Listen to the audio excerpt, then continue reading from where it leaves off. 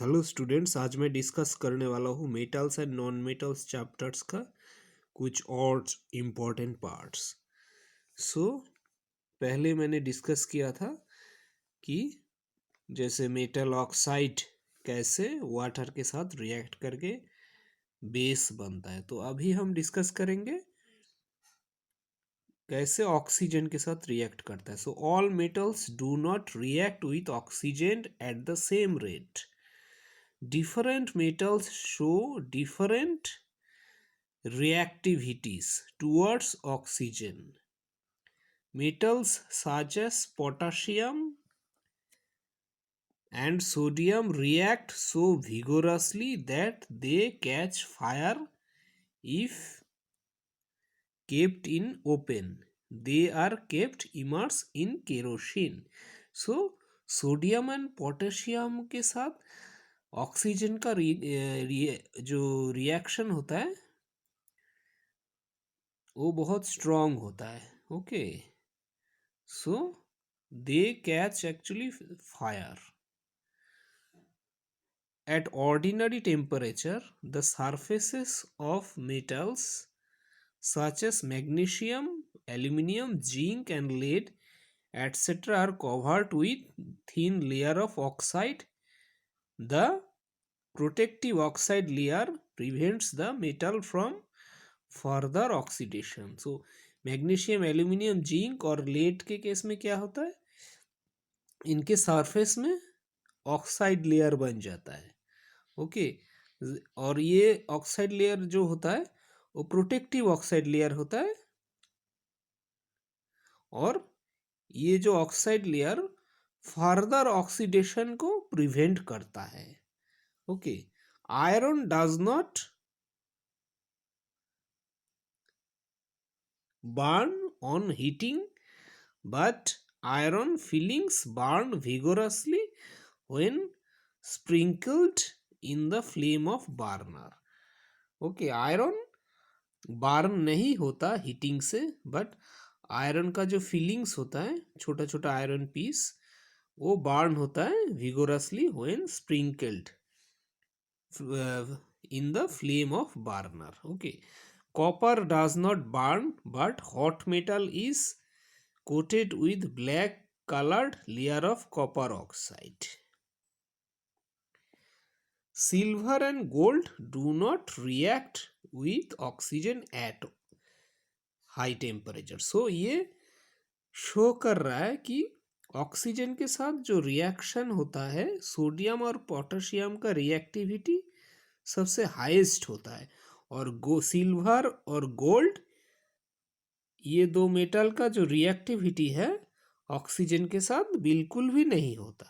और बाकी सब जो मेटल होता है, magnesium, aluminium, zinc, okay, iron, copper, ये सब इस बीच में होता है रिएक्टिविटी. ओके, सो यहाँ पे हम बोल सकते कि डिफरेंट मेटल का ऑक्सीजन के साथ जो रिएक्टिविटीज है वो डिफरेंट होता है.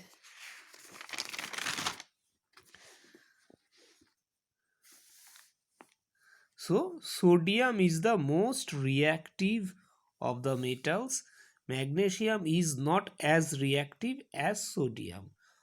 So पहले भी जो हमने डिस्कस किया, क्योंकि ऑक्सीजन के साथ इसका रिएक्टिविटी बहुत स्ट्रांग है.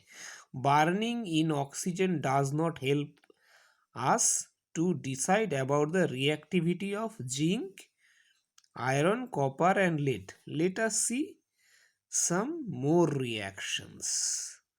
Okay,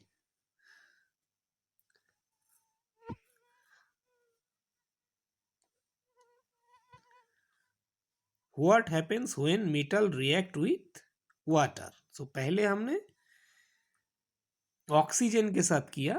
ऑक्सीजन में क्या हुआ, जैसे reactivity of zinc, iron, copper और लेड, इनके बारे में जो रिएक्टिविटी के बारे में जानकारी हमें बहुत अच्छी तरह नहीं मिला, क्योंकि वो बर्निंग तो हो रहा है ऑक्सीजन का, but does not help us to decide about the reactivity of zinc, iron, copper and lead. Okay, हम सोडियम और मैग्नीशियम के बारे में थोड़ा जानकारी हमें मिला है, क्योंकि सोडियम मैग्नीशियम से ज़्यादा रिएक्टिव है और मैग्नीशियम सोडियम से थोड़ा कम रिएक्टिव है। लेकिन आयरन, कॉपर, लेड, जिंक इनके बारे में ज़्यादा हमें जानकारी नहीं मिला, तो हमें और कुछ रिएक्शंस देखना है। So what happens when metals react with water? Okay, so metals react with water and produce a metal oxide and hydrogen gas. So metal, water, metal oxide and hydrogen gas. और metal oxide further water के साथ react करके बनता है metal hydroxide. Metals like potassium, sodium react violently with cold water. Okay, cold water के साथ violently react करता है। The reaction is violent and exothermic. The hydrogen evolved immediately catches fire. Okay, so ये बहुत violent reaction होता है cold water के साथ ही, और रिएक्शन बहुत वायलेंट होता है और एक्सोथर्मिक मतलब बहुत हीट जेनरेट होता है। एक्सोथर्मिक मतलब हीट जेनरेट होता है इस रिएक्शन से। और जो हाइड्रोजन इवॉल्व होता है, हाइड्रोजन बनता है, वो इमीडिएटली उसमें आग लग जाता है। Hydrogen evolve immediately catches fire, जैसे ये रिएक्शन है सोडियम और पोटाशियम के।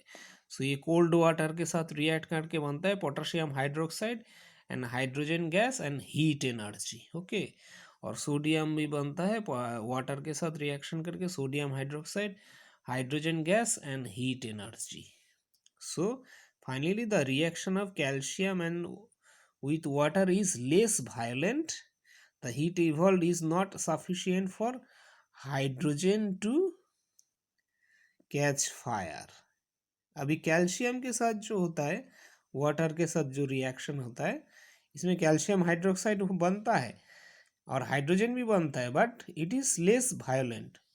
सोडियम और पोटाशियम से लेस वायलेंट, ये दो रिएक्शन में ज़्यादा वायलेंट रिएक्शन है। और मैग्नीशियम के केस में क्या होता है, magnesium does not react with cold water. ये सब कोल्ड वाटर में रिएक्शन हो रहा है। Okay, potassium, sodium, calcium. Magnesium does not react with cold water, it reacts with water to form magnesium hydroxide and hydrogen. So ये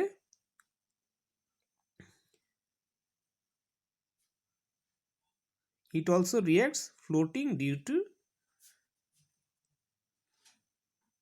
ये actually hot water के साथ रिएक्ट करता है।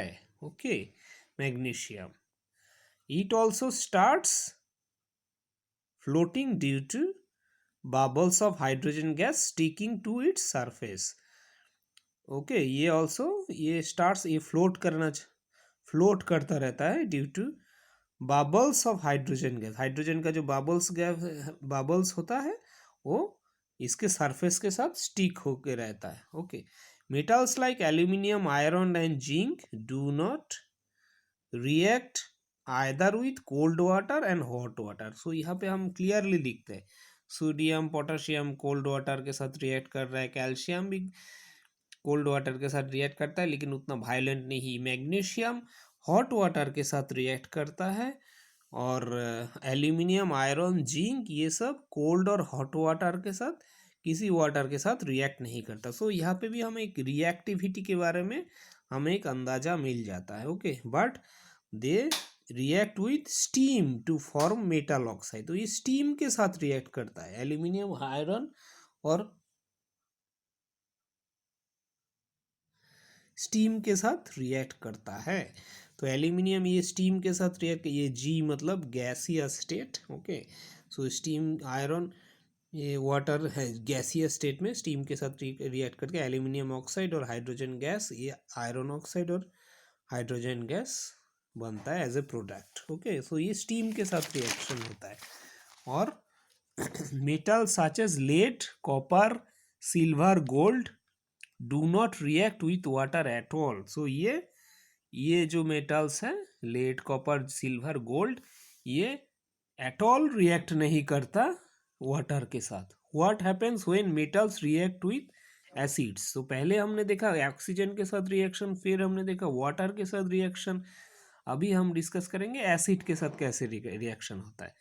When metal react with acids it produces salts and hydrogen gas. So metal plus dilute acid के साथ reaction करके salt and hydrogen gas बनता है, क्योंकि एसिड का जो हाइड्रोजन है उसको डिस्प्लेस कर देता है। So hydrogen gas is not evolved when metal react with nitric acid. So ये एक्चुअली मेटल रिएक्शन कर रहा है इस केस में हाइड्रोक्लोरिक एसिड या sulphuric acid, but hydrogen gas is not evolved when metal react with nitric acid, क्योंकि it is because nitric acid is a strong oxidizing agent. Okay, it oxidizes the hydrogen produced to water. यहाँ पे जो hydrogen बनता है, अभी जो nitric acid है इसमें, ये इस हाइड्रोजन को भी ऑक्सीडाइज कर देता है। ऑक्सीडाइज करके हाइड्रोजन का क्या होगा, वाटर H2O बन जाएगा।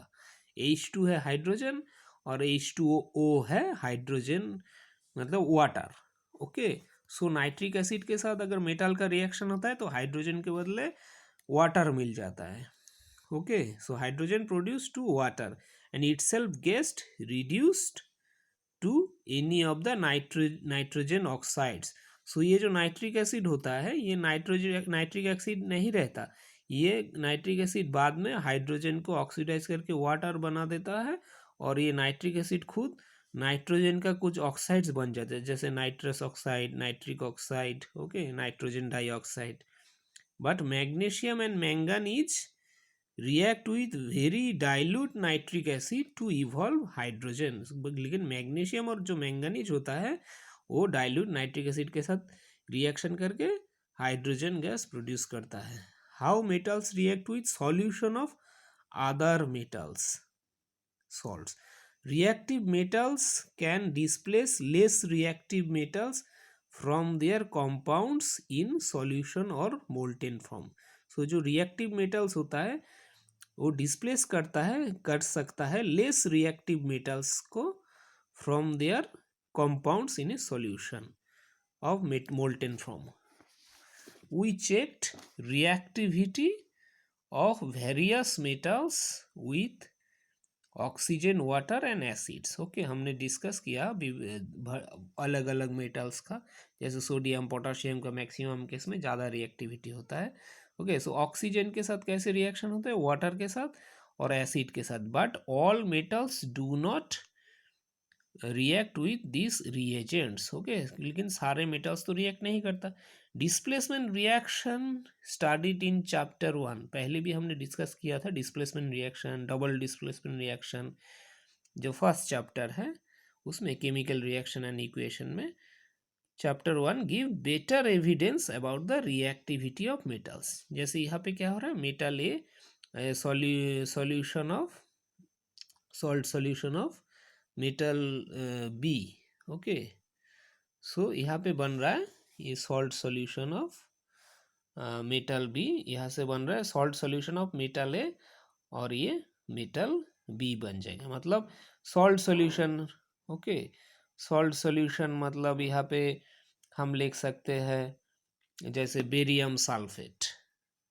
ओके, या लिख सकते हैं कॉपर सल्फेट।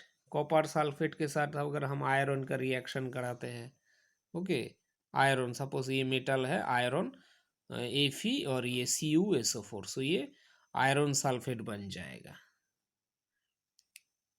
और कॉपर को डिस्प्लेस कर देगा। सो रिएक्शन होगा ऐसे, आयरन प्लस CuSO4, यहाँ से बन जाएगा FeSO4 प्लस Cu। सो यहाँ पे क्या हो रहा है, ये आयरन कॉपर को डिस्प्लेस करके बन रहा है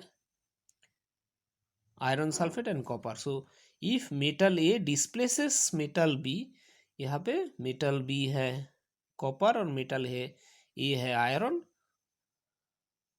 from its solution it is more reactive, तब हम बोल सकते हैं आयरन कॉपर से ज़्यादा रिएक्टिव है।